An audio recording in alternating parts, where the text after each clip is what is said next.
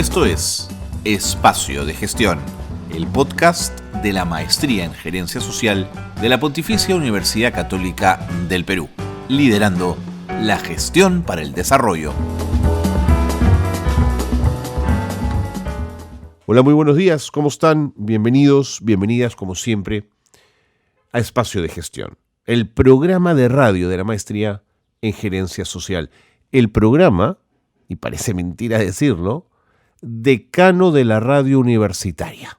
Es un gusto estar con ustedes, gracias por su compañía.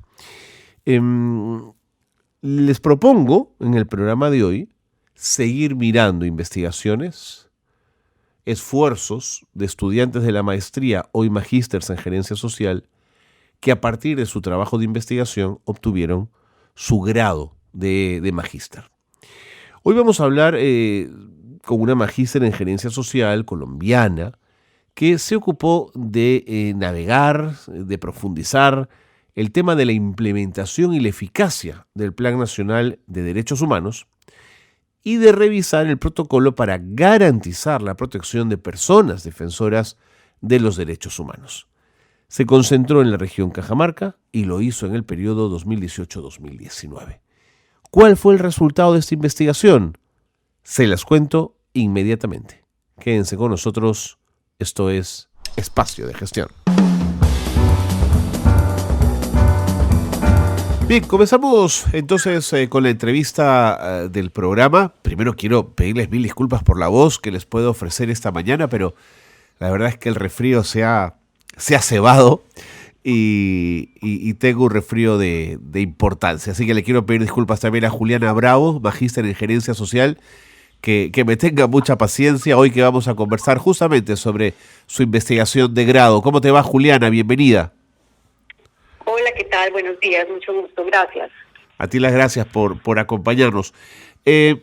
Dedicaste tu investigación para el grado de magíster en la implementación y eficacia del Plan Nacional de Derechos Humanos y el protocolo para garantizar la protección de personas defensoras de derechos humanos, centrándote en la región Cajamarca, y lo hiciste en el periodo 2018-2019. Cuéntame primero por qué te interesó trabajar una tesis para obtener una maestría en gerencia social sostenida en el tema de derechos humanos. Bueno, básicamente porque yo soy abogada y trabajo en derechos humanos. Tengo otra maestría en formación, digamos, en estudios de Derecho Internacional y Derechos Humanos. Y llevo varios años ya, muchos años diría yo, trabajando en este tema en diferentes países en América Latina. Entonces es un tema del cual tengo experiencia de trabajo de campo, ¿no? Y que me interesa mucho seguir profundizando desde diferentes perspectivas, con diferentes análisis. ¿Son los derechos humanos una línea transversal en la gerencia social? Por supuesto, para mí era importante, digamos, al momento que tomé la decisión de hacer la maestría en gerencia social,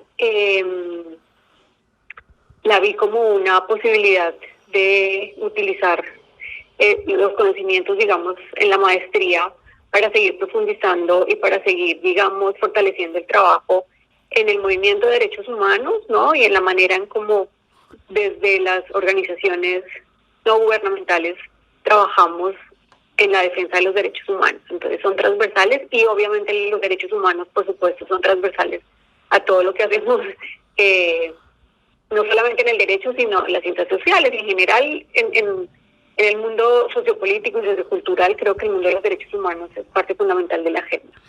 De acuerdo. Ahora, Juliana, la pregunta desde el otro ángulo: ¿por qué a una abogada especializada en temas de derechos humanos le interesó la gerencia social? Bueno, a mí me interesó la gerencia social porque me parecía que me podía dar elementos que no me estaba dando, digamos, el mundo del derecho, en el sentido de, en general, las formaciones de abogados son como muy dirigidas o muy especializadas a los abogados y a las abogadas.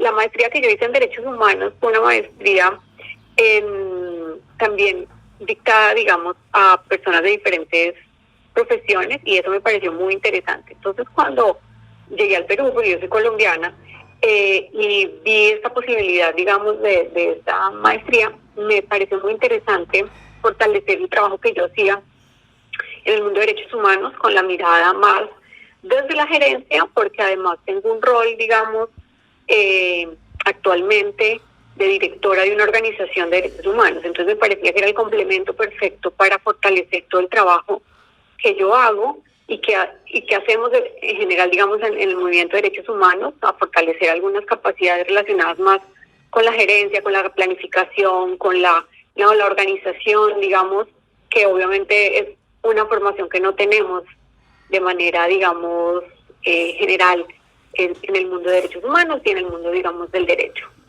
De acuerdo. Entremos de lleno a tu investigación. ¿Cuál es, digamos, por qué te interesó primero la región Cajamarca? ¿Por qué quisiste investigar lo que allí ocurría? Bueno, a mí me interesó Cajamarca porque yo ya venía haciendo un trabajo en Cajamarca, ¿no? Yo ya tenía un primer acercamiento de trabajo con defensores y defensoras en Cajamarca,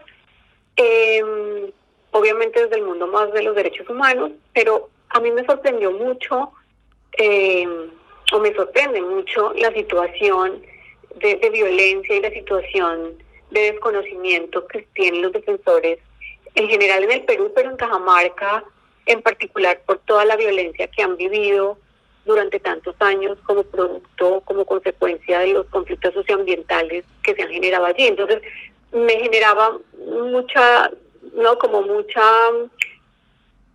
interés en saber y profundizar un poco más sobre los defensores, pero también analizar dos herramientas tan importantes en el plano nacional y cuál era, digamos, la llegada o de qué manera esas herramientas pueden ayudar a garantizar los derechos de los defensores en Cajamarca, que tienen además un trabajo y un rol muy importante en la zona.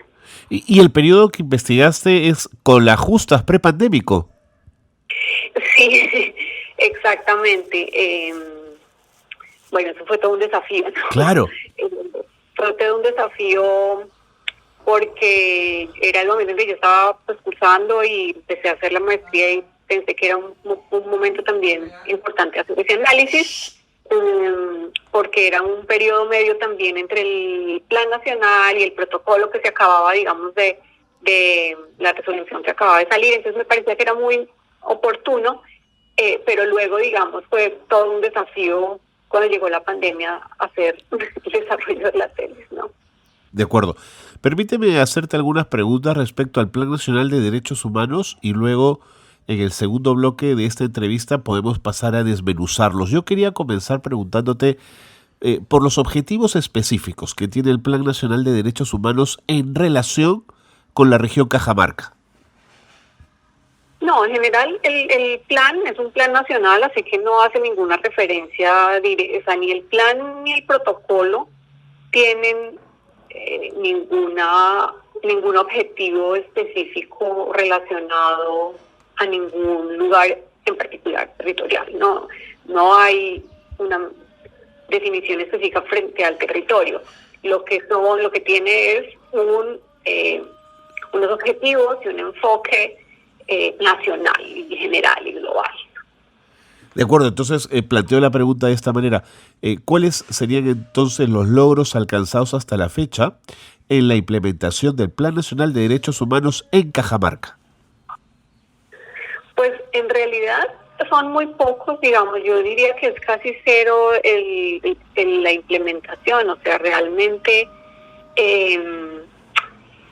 en Cajamarca, cuando yo hice la investigación y el trabajo, digamos, con los defensores, realmente era muy difícil para los defensores dar información sobre el plan porque no se conoce. O sea, la gente lo escucha o lo había escuchado porque había estado en algunas reuniones en particular, pero no porque realmente hubiera habido un proceso de apropiación, digamos. De apropiación, pero no solamente de apropiación de ellos, sino, digamos, de las entidades, de llevarles, claro, digamos, el plan y decirles esto es, cómo lo vamos a construir y cómo lo vamos a trabajar con ustedes. Entonces, realmente yo diría, digamos, y en la tesis lo digo, no hay avances, ¿no?, en lo que se refiere al proceso de implementación. Hay un logro importante en materia de derechos humanos y uno lo ve como un logro en términos de poder tener un instrumento, ¿no?, Claro. una política que ayude, pero digamos, en los territorios y a nivel nacional, creo yo lo enfoqué acá en Cajamarca, pero luego, digamos, en el área de trabajo que hago, no hay avances en los procesos de implementación, de acuerdo a las necesidades que además existen en el país. ¿Y cuáles son los desafíos y los obstáculos que encontraste en la investigación que impedían esa apropiación? Bueno, los desafíos, primero que este es un país pues muy diverso, ¿no? Y entonces me parece que hay una necesidad de plantear algunas cuestiones muy particularizadas. No es lo mismo las medidas o no es lo mismo pensar medidas de protección para defensores en Cajamarca que en Loreto, ¿no? Claro. O en Madre de Dios, ¿no? Entonces, ahí tiene que ver también con qué se necesita que tenga, o cuál es el enfoque realmente que tiene que tener un plan y un protocolo para que haya unos mecanismos que respondan a las necesidades particulares de cada uno de los territorios. Otro desafío tiene que ver con la lengua, obviamente, ¿no? No todas las personas en los territorios entienden o su idioma materno es el español, entonces también ahí hay un tema importante de lenguaje y de entendimiento de lo que dice el protocolo y lo que dice el plan, que a veces también se pasa en general, que son además instrumentos con mucha descripción muy técnica. Entonces, ¿cómo haces para bajar eso a los territorios para que la gente realmente se apropie de eso? Y luego, pues, un tema fundamental y que me parece que a mí es transversal, que tiene que ver con cuál es el presupuesto asignado a estos temas para que realmente se pueda implementar. Un plan sin presupuesto es una declaración, ¿no es cierto? Exactamente. Sí. Correcto. Juliana, te quiero pedir un favor. Voy a ir con las noticias de Gerencia Social rapidito. No te vayas, quédate con nosotros para seguir conversando. Hay mucho de qué hablar de esta investigación tan interesante que desarrollaste. ¿De acuerdo? Muchas gracias. Hacemos una pausa y seguimos con más aquí en Espacio de Gestión. Esto es Gerencia Social Noticias. En 2018 se lanzó el Índice de Desarrollo Social por parte del World Economic Forum. Este índice tenía como objetivo medir y comparar el progreso social de los países más allá del Producto Interno Bruto. Hoy se ha convertido en una herramienta fundamental para los líderes y gerentes sociales en la toma de decisiones. Antes del 2020, Venezuela experimentó una grave crisis económica y política que resultó en una crisis humanitaria. Organizaciones y gerentes sociales de todo el mundo se involucraron en el esfuerzo para proporcionar asistencia humanitaria, alimentos y atención médica a millones de venezolanos afectados por la crisis. Pese a ello, no ha sido posible contener la enorme crisis migratoria que afronta aún Venezuela, donde miles de ciudadanos pugnan por dejar atrás la compleja situación que vive su país. El crecimiento significativo en el uso de la tecnología para impulsar la gerencia social ha dado en el tiempo excelentes resultados. Por ejemplo, se propagaron noticias sobre el uso de aplicaciones móviles y plataformas en línea para conectar a las organizaciones sin fines de lucro con donantes y voluntarios, lo que mejoró la eficiencia y la transparencia en la gestión de recursos y programas sociales. Hasta aquí las noticias de Gerencia Social que marcan la actualidad. Continuamos en el programa. Para quienes se incorporen a nuestra señal, estamos con Juliana Bravo Valencia, magíster en Gerencia Social, que trabajó una tesis de grado que tiene por nombre Implementación y Eficacia del Plan Nacional de Derechos Humanos y el Protocolo para garantizar la protección de personas defensoras de derechos humanos en la región Cajamarca en el periodo 2018-2019. Juliana, la metodología de recojo de información que usaste, ¿cuál fue? ¿Encuestas, entrevistas a profundidad? ¿Cómo hiciste la parte metodológica? Bueno, esta fue una tesis que se hizo, es un estudio de caso, digamos, ¿no? Que es una tesis cualitativa. Hice una muestra de estudio con entrevistas semiestructuradas a líderes, a personas de las organizaciones de derechos humanos, a funcionarios del Estado. Hice entrevistas a profundidad a algunos líderes, hice grupo focal también y utilicé también la herramienta de historias de vida y obviamente la revisión de documentos. De acuerdo. Cuando se hace una entrevista cualitativa, ¿cuáles son las complejidades que se encuentran para trabajar en temas de derechos humanos? Bueno, a mí me parece que es bastante desafiante porque obviamente a veces, pues o en general, ¿no? Son cuestiones muy subjetivas, ¿no? O muy descriptivas, ¿no? La gente, hay que hacer un análisis desde lo descriptivo. Así es. Y que no se puede, digamos, un poco como medir contablemente. Exactamente. Entonces, obviamente que eso es un reto grande, pero justamente por eso se tiene que hacer como varias entrevistas de diferentes tipos para poder utilizar diferentes metodologías y diferentes preguntas que te puedan ayudar a tener algún tipo de conclusiones, ¿no? Porque no es lo mismo hacer entrevistas semiestructuradas, a profundidad, el grupo focal, sino que tú tienes esos diferentes instrumentos y vas haciendo preguntas diferenciadas que te sirven para ir, digamos, llegando a la profundidad de las explicaciones, ¿no?, que quieres para poder hacer el análisis de tipo cualitativo. De acuerdo. Antes que el tiempo avance y nos gane, te propongo, si me lo permites, Juliana, ir llegando a las conclusiones de la investigación. Hemos adelantado quizás algo en la primera parte, pero sería bueno que pusieras sobre la mesa, sobre este espacio de conversación, las 2 o 3 conclusiones más importantes de tu investigación. Bueno, yo creo que hay una conclusión que me parece importante para no ser negativa, digamos, en términos generales. Yo sí creo que es la primera vez que un Plan Nacional de Derechos Humanos en el Perú reconoce e incorpora dentro de los grupos de especial vulnerabilidad a los defensores y defensoras de derechos humanos y establece acciones dirigidas para cumplir con sus obligaciones de manera que pueda garantizar el ejercicio seguro y libre. Esto suena muy bonito y obviamente es muy importante que se haga este reconocimiento. Que ya dije, se queda un poco en ese reconocimiento, pero me parece que es importante resaltarlo. Esta conclusión que me parece importante es que el proceso general de elaboración del plan, como del protocolo, es muy centralizado, que es un tema pues que es central aquí en Lima, que tiene que ver en el Perú, que tiene que ver con el centralismo, ¿no? Entonces, si esto no se hace una política realmente pensada y diseñada desde los territorios, entonces se van a desconocer entonces los contextos locales, ¿no?, las necesidades, las prioridades de los defensores ahí. Entonces me parece que también pensar cualquier política pública relacionada con defensores requiere sí o sí que haya un proceso realmente claro de descentralización para que sea más incluyente. Y otra conclusión que me parece importante es las medidas de protección, cualquier medida de protección, cualquier política pública tendiente a definir medidas de protección para los defensores y defensoras requiere tener una mirada que sea intercultural, que sea diversa, que tenga en cuenta las necesidades de género, porque no es lo mismo los ataques a los defensores que a las defensoras.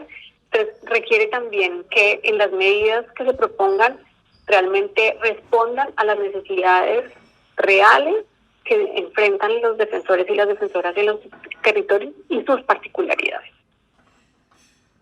Qué interesante. ¿Sientes que en líneas generales es un plan no solo en Cajamarca, sino que a nivel nacional le falta mucho aterrizaje? Sí, yo creo que esto es un estudio de caso, pero yo creo que conociendo un poco la realidad de lo que ocurre en otros territorios, creo que el análisis que se ha hecho para Cajamarca con esta tesis, uno lo podría casi que traspolar a muchas partes o a casi todo el territorio nacional, entendiendo que estos son las mismas problemáticas, ¿no? Correcto. Juliana, el tiempo nos está ganando. Gracias por habernos acompañado. Gracias por esta tesis tan interesante que habría que pasársela al Ministerio de Justicia, ¿no? Pero en mesa de partes inmediatamente para que lo puedan leer con detalle. Te agradezco muchísimo que nos hayas dado estos minutos, Juliana. Gracias a ustedes y gracias por el interés y por difundir esto. Imagínate. Un gran abrazo. Hasta luego. Juliana Bravo Valencia ha estado con nosotros, nos ha acompañado, magíster en gerencia social ya a partir de esta investigación, ciudadana colombiana radicada en el Perú, abocada a la defensa y promoción de los derechos humanos en nuestro país. Se aproxima desde su tesis al Plan Nacional de Derechos Humanos y se da cuenta que hay desafíos, que hay obstáculos y los investiga y los trabaja en esta tesis tan interesante que ha tenido como resultado lo que ella nos ha ido contando en el programa. Nos vamos, el tiempo nos gana. Gracias por ser parte siempre de Espacio de Gestión. Un gran abrazo.